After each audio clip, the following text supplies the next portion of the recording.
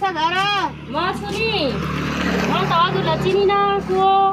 यसो सहयोग गर्नुहुन्छ कि भनेर सहयोग माग्न आएको के को सहयोग हो बिरामी भयो उपचार गर्ने पैसा भएन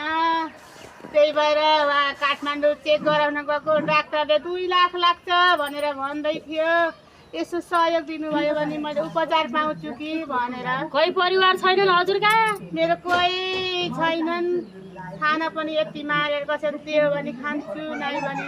पेट भोकै बस्छु काम गर्न सक्दिनँ केही म पनि यस्तै छु के रे यति थोरै भए नि सहयोग गरौँला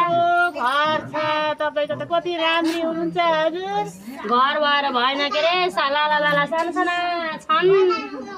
कहाँ पैसा आप पनि दिनु न हो यता यता यहाँ ल्याउँदै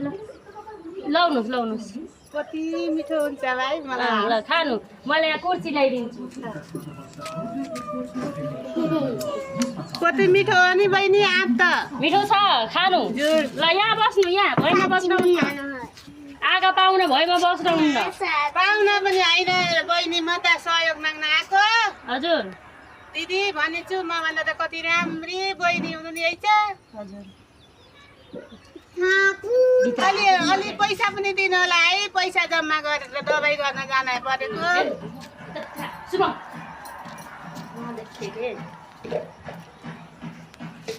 लाउनु पैसा त धेरै छैन के रे शुभ आशीर्वाद धेरै धेरै भाग्यमानी हुनु होला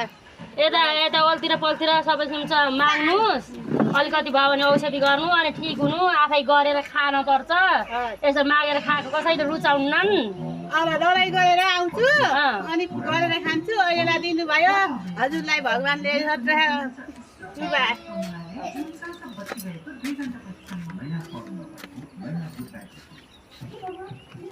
धेरै